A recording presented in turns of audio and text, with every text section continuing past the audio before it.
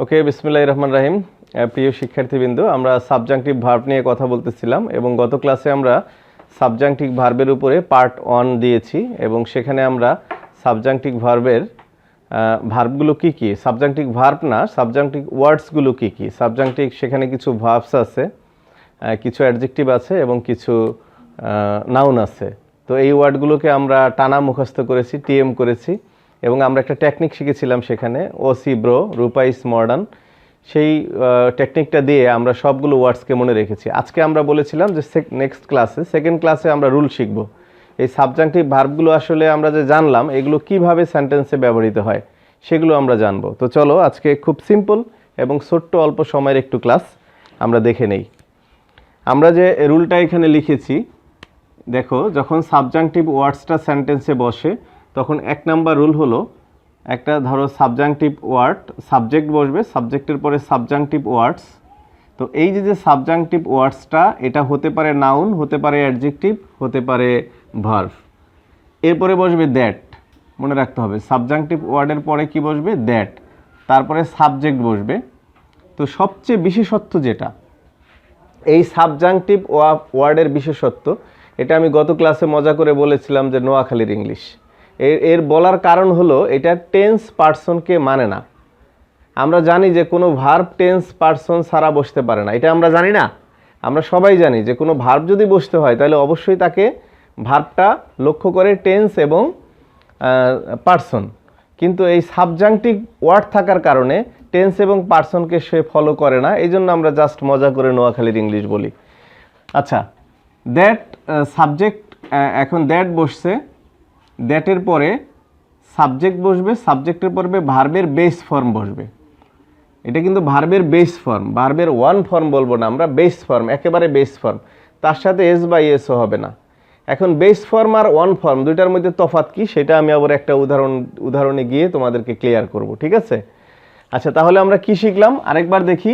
Subjunctive ওয়ার্ডের পরে that, তারপরে সাবজেক্ট আর তারকা চিহ্নিত, মনে রাখতে হবে যখন এখানে সাবজাংটিভ ওয়ার্ড বসবে তখন সাবজেক্টের পরে ভার্বের বেস ফর্ম বসবে। এটা হলো অ্যাফার্মেটিভের ক্ষেত্রে, ঠিক আছে? আর নেগেটিভের ক্ষেত্রে ঠিক same, subject, subjunctive words, that, তারপরে সাবজেক্ট। কিন্তু এখানে যখন নেগেটিভ, যে অংশটা নেগেটিভ হবে এই অংশটায় শুধুমাত্র নট হবে, শুধুমাত্র নট হবে, নটের আগে কোনো অক্সিলারি ভার্ব হবে না। এটা হলো এটার বিশেষত্ব। আচ্ছা, আর প্যাসিভ ভয়েস কিভাবে হয় সেটা, যেই চ্যানেলে তোমরা ভিডিওটা পাচ্ছ এখানে প্যাসিভ ভয়েসের একটা অধ্যায় আছে, অ্যাক্টিভ টু প্যাসিভ ভয়েস। ওই অধ্যায়ে গেলে সাবজাংটিভ ভার্বের কিভাবে প্যাসিভ ভয়েস হয় ওই ক্লাসটা দেয়া আছে ওইখানে।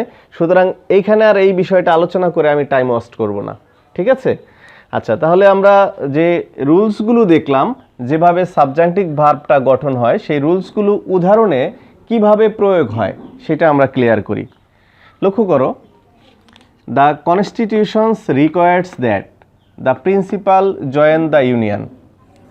আচ্ছা, তাহলে এখানে আমাদের সাবজেক্ট হলো দ্য কনস্টিটিউশন, আমরা গঠনের সাথে যাই। রিকোয়ার্স হলো সাবজাংটিভ ওয়ার্ডস, সাবজাংটিভ ওয়ার্ডস রিকোয়ার্স, হ্যাঁ। তারপরে আছে দ্যাট, এই যে দ্যাট। আচ্ছা, এরপরে সাবজেক্ট হলো, আবার সাবজেক্ট হলো দ্য প্রিন্সিপাল সাবজেক্ট। এবার এই সাবজেক্টের পরে যে ভার্বটা হবে সেই ভার্বটা হয়েছে জয়েন, আমরা এখানে দিয়েছি। এখন প্রশ্ন, জয়েনের বিশেষত্ব হলো জয়েন এখানে বেস ফর্ম, বেস কেন? প্রিন্সিপাল কিন্তু থার্ড পারসন সিঙ্গুলার, এই যে প্রিন্সিপালটা থার্ড পারসন সিঙ্গুলার হওয়া সত্ত্বেও এখানে ভার্বের সাথে জয়েনের সাথে এস বা ইয়েস হয়নি, জয়েনের সাথে এস বা ইয়েস হয়নি। কেন হয়নি? সাবজাংটিভ ওয়ার্ডের কারণে। এটাই হলো বিশেষত্ব, বুঝি আমরা। এখানে the principal third person singular number, ঠিক আছে? তো প্রিন্সিপাল যদি থার্ড পারসন সিঙ্গুলার নাম্বার হয় তাহলে ভার্বের সাথে এস বা ইয়েস হওয়ার কথা, কিন্তু যেহেতু সাবজাংটিভ ওয়ার্ড আছে রিকোয়ার, এই জন্য গ্রামাটিক্যাল স্ট্রাকচারটা বদলে গেল। এখানে সে টেন্স এবং পার্সনকে মানলো না, তখন তাহলে সে কিভাবে হবে? মানলো যখন না, তখন সে এই গঠন অনুযায়ী বাক্য গঠন করবে। ক্লিয়ার? গঠনটা কি? দ্যাটের পরে সাবজেক্ট, মানে এই যে গঠন, subject, subjunctive words, that, subject ভার্বের বেস ফর্ম। এই গঠনটা মনে রাখতে হবে, অনেক সহজ। আচ্ছা, এবার আসি আমরা 2 নাম্বার উদাহরণে। Mister Hasan propose that. তাহলে এখানে মিস্টার হাসান হলো সাবজেক্ট, প্রপোজড হলো প্রপোজড, ওই যে আমরা পি দিয়ে পড়েছি রূপা, পিতে প্রপোজ, প্রেফারেন্স, ঠিক আছে, প্রপোজাল। তাহলে এখানে এই প্রপোজটা হলো সাবজাংটিভ ওয়ার্ড। এই সাবজাংটিভ ওয়ার্ডের পরে দ্যাটের পরে আবার একটা সাবজেক্ট দ্য লিডার, তারপরে এই যে মেক বসছে, মেকটা ভার্বের বেস ফর্ম, তার সাথে কোনো এস বাই এস হয়নি, তার পাস্ট ফর্ম হবে না, তার আইএনজি ফর্ম হবে না। বেস ফর্ম বলতে বোঝায় তার সাথে এস বাই এস হবে না, তার সাথে আইএনজি হবে না, তার পাস্ট পার্টিসিপল ফর্ম হবে না। ক্লিয়ার? ওকে, এবার আসি এখানে দ্য টিচার সাজেস্টেড দ্যাট। তাহলে দ্য টিচার আছে সাবজেক্ট, সাজেস্টেড আছে আমার সাবজাংটিভ ওয়ার্ড, এরপরে দ্যাট আছে সূত্রের, হিটা আবার সাবজেক্ট। এখন টিচার এরকম পরামর্শ দেয় যেন সে সময় অপচয় না করে। তাহলে আমার এই অংশটা নেগেটিভ হয়েছে না?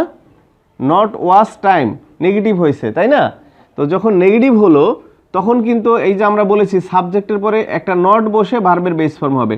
তাহলে আমার ওয়াস্ট হলো ভার্বের বেস ফর্ম, আর তার আগে শুধু নিয়ম অনুযায়ী নট বসবে। এই নটের আগে কোনো সাহায্যকারী ভার্ব বসবে না। ক্লিয়ার? That's it. ওকে, এরপরে আমরা পরের উদাহরণটায় যাই। It is imperative that.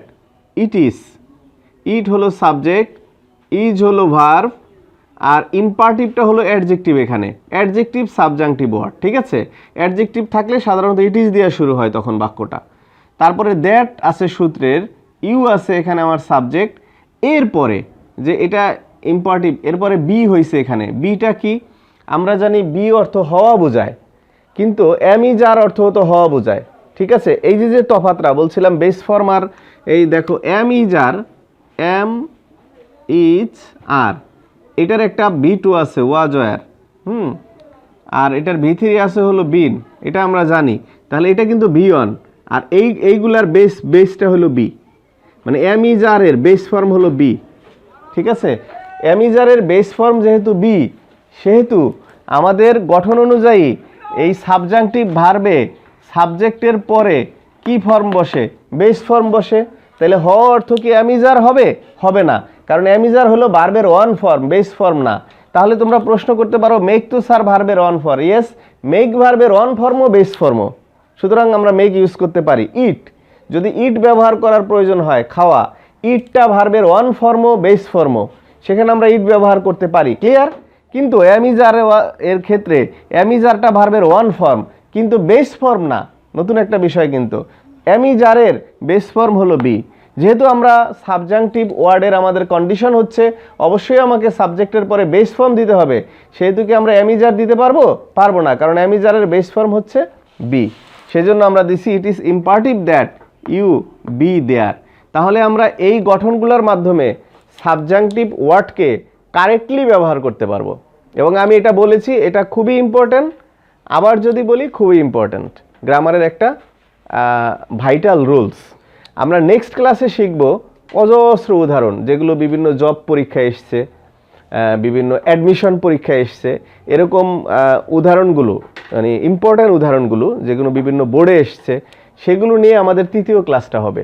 আশা করি এই ছোট্ট 3টা ক্লাসের মধ্য দিয়ে তোমাদের সাবজাংটিভ ওয়ার্ডের ব্যবহার এবং স্ট্রাকচারটা পুরোপুরি ক্লিয়ার হয়ে যাবে ইনশাল্লাহ। তো আল্লাহ হাফেজ অ্যান্ড থ্যাংক ইউ অ্যাগেইন।